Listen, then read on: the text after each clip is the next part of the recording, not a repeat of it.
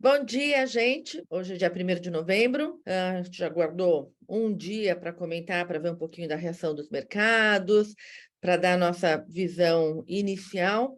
Na quinta-feira a gente vai conversar com mais gente também, mas hoje vamos ouvir José Eduardo e suas ponderações a respeito do ocorrido. Por favor.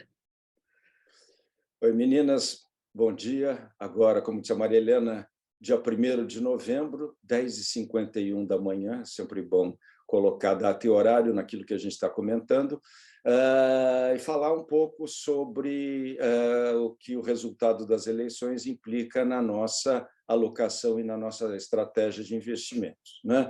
Então, o que a gente viu foi, de fato, aquilo que os mercados estavam já esperando, uma decisão bastante apertada, né? Mas com a vitória do Lula, e isso, então, implicando em algumas consequências que já estavam bastante precificadas, né? Então, embora muita gente acreditasse que a gente teria ontem, né, um dia pós-eleições confuso, conturbado, não foi o que aconteceu.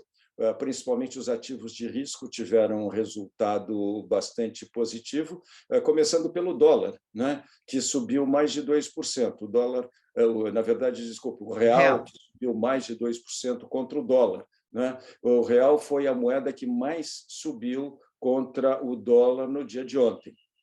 Então, muita gente pensou que, com um resultado favorável ao Lula, a gente pudesse ter uma corrida, o mercado, então, ficasse intranquilo com relação às incertezas, mas não. A gente sempre advogou a causa de que, de fato, a vitória do Lula já estava, em grande medida, precificada, só que a gente ainda teve uma surpresa adicional do ponto de vista não só da precificação, mas também do conforto que o mercado, com que o mercado recebeu a vitória do Lula, não é?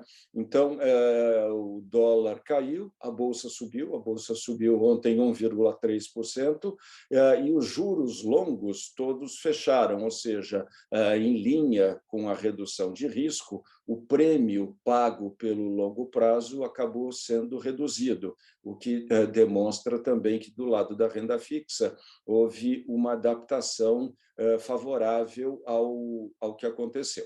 Então, Será que você pode explicar um pouquinho o que significa os juros fecharam, esse tipo de coisa, colocar de uma maneira um pouquinho mais didática, por favor? já estou aqui me sentindo excessivamente confortável com relação ao conhecimento das nossas UIs. Mas, sim, os juros fecharam, na verdade, quando a gente pensa numa curva de juros, ou seja, numa linha em que os juros curtos pagam menos do que os juros longos, né? Vou explicar, só para lembrar. O que é uma curva de juros? É o seguinte, na data de hoje, se você for olhar juros para prazos diferentes, quanto que esses prazos estão pagando em termos de juros, tá? Então, isso é bastante importante. Não é, a gente não está precificando o futuro, a gente está falando hoje, se eu investir por 2 anos, por 30 dias, esse tipo de coisa. E o mecanismo, então, usado pelo mercado é justamente esse, ou seja, na medida em que existe risco, que existe incerteza, né, existe uma elevação dos juros por conta do prêmio que o mercado exige para tomar juros, principal títulos que tendem a ser mais incertos, não é? E isso, então, acaba fazendo com que essa curva se movimente para cima quando existe mais risco e para baixo quando existe menos risco. Então, quando no jargão do mercado a gente diz que os juros fecharam, é porque a curva de juros se aproximou dos juros mais curtos, essa curva ficou, então, menos inclinada, e por conta disso, então, houve um fechamento dos juros, como nós costumamos dizer aí no jargão de mercado. E sim, quando existe um momento de incerteza, de insegurança, essa curva sobe, porque o prêmio de risco, então, exigido é mais alto. Então, houve um comportamento bastante funcional, né, bastante coerente de todos os ativos aqui no mercado, fazendo com que ficasse caracterizado que o risco, depois das eleições, diminuiu. O mercado está confortável, o mercado está mais tranquilo com relação ao aspecto eleitoral e, de certa forma, à condução futura da economia.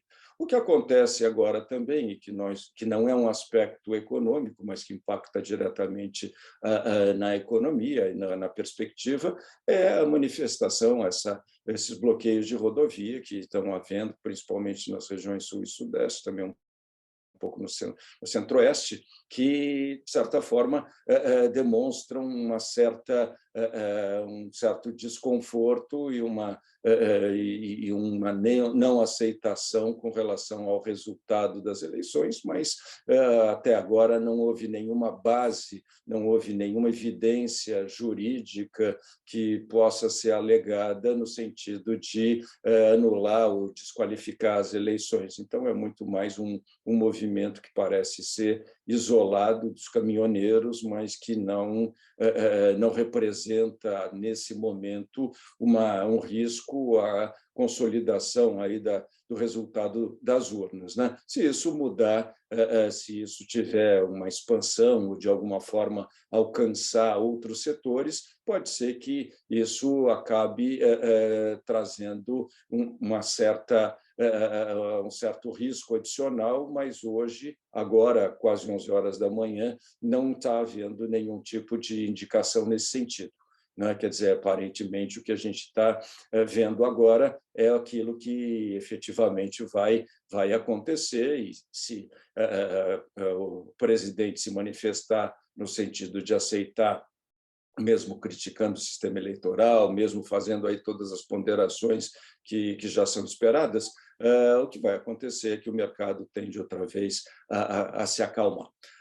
Fatos que podem influenciar, olhando, obviamente, as próximas semanas, talvez até próximos dias, indicações com relação à equipe econômica, quer dizer, a transição de governo, não é? Como isso vai acontecer, se efetivamente o Alckmin vai liderar essa equipe de transição, quais são os nomes que vão ser apontados como candidatos, como vai se dar justamente a sinalização do novo governo para o mercado com relação à parte fiscal, que é aquilo mais importante, ou seja, como é que o governo vai encaminhar as questões de arrecadação e gastos, olhando uma série de desafios e incertezas que existem pela frente. Mas, de uma forma geral, o cenário parece benigno, não é? Quer dizer, a renda fixa parece ainda ser a classe de ativos com melhor relação risco-retorno, né? Os juros são bastante altos no Brasil, existe incerteza internacional com relação a como vão se comportar os juros, principalmente nos Estados Unidos. Amanhã tem a divulgação da reunião do Comitê de Mercado Aberto nos Estados Unidos, já está sendo precificado uma alta de 0,75 ponto percentual, mas o mais importante é a sinalização do FED com relação aos próximos encontros, quer dizer, a partir do próximo ano, como é que vamos ter, acho que ainda mais uma reunião em meados de dezembro. Essa não é a última reunião do Banco Central americano esse ano, mas como essa última reunião, então, vai tratar os juros, se houver alguma sinalização de redução desse ritmo de juros, quer dizer, se houver uma sinalização de que os juros, no final do ano, vão subir ou 0,70, ou 0,50, ou 0,25, o mercado já vai acreditar que essa campanha bastante agressiva do FED pode estar chegando num ponto de estabilização, e isso pode ser uma boa notícia para o mercado, não só no Brasil, mas no mundo inteiro. Então, isso tudo, esse cenário externo também é importante, quer dizer, essa inflação lá fora, que acaba tendo uma influência muito grande nos juros, é muito importante para que aqui no Brasil também nós tenhamos uma perspectiva de quando os juros, no ano que vem, vão poder começar a serem reduzidos, mas ainda parece um pouco cedo para fazer qualquer consideração nesse aspecto, né? Então, rapidamente aqui, só como classe de ativos que parecem ainda ser interessantes, como a gente estava falando, principalmente os pós-fixados, por enquanto. A gente ainda esperaria um pouco com relação aos pré-fixados para ver uma definição um pouco melhor do que vai acontecer lá fora e com reflexo aqui dentro, a mesma coisa com relação à renda fixa atrelada à inflação.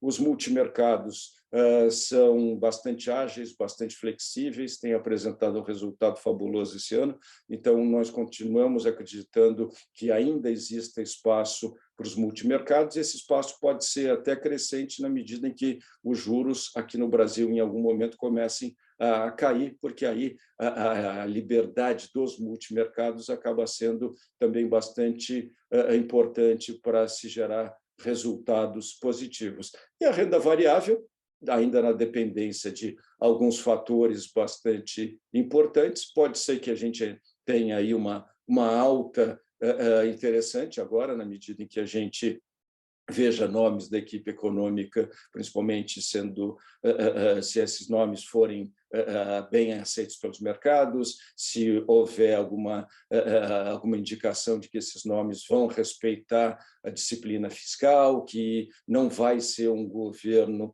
que vai virar as costas para a disciplina fiscal. Se isso tudo for indicado, né, que parece ser o cenário base do mercado, isso pode levar aí uma alta de bolsas de valores, mas em alguns setores talvez mais ligados àquilo que tradicionalmente parecem ser os gastos e parecem ser os setores mais beneficiados nos governos do PT. Grande dúvida sempre com relação à condução das estatais, né? Petrobras e Banco do Brasil ontem sofreram bastante, ainda existe esse grande ponto de interrogação de uma eventual condução política dessas empresas que são muito importantes e que estão muito à mercê do aspecto político. Então, as bolsas podem ser interessantes, mas com efetivamente um grau de segurança menor do que as outras classes de ativos, né? Ok, então, só resumindo, gente, tiramos já um componente da frente, que foi a confirmação do que era esperado, com Lula eleito novo presidente do Brasil. Aqui, o que a gente está esperando, então, é simplesmente indicação que, se de fato vai ser colocado aquilo que foi indicado. Então, vamos ver, agora é importante a gente ver quais são como é que vai ser feita essa transição e membros da equipe, e lá fora, que ainda a gente tem que esperar mais um pouquinho em termos de definição.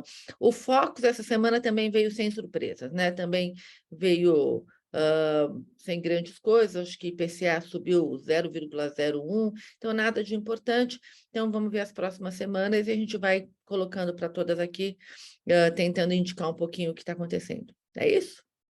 É isso, é isso. Vamos em frente, vamos deixar para trás, virar essa página da eleição, pensar no futuro, pensar naquilo que pode acontecer e fazer aqui a nossa parte, que é tentar ajudar todas a fazer com que a alocação corresponda ao cenário econômico. Maravilha, então. Tá bom, obrigada. Beijos para vocês.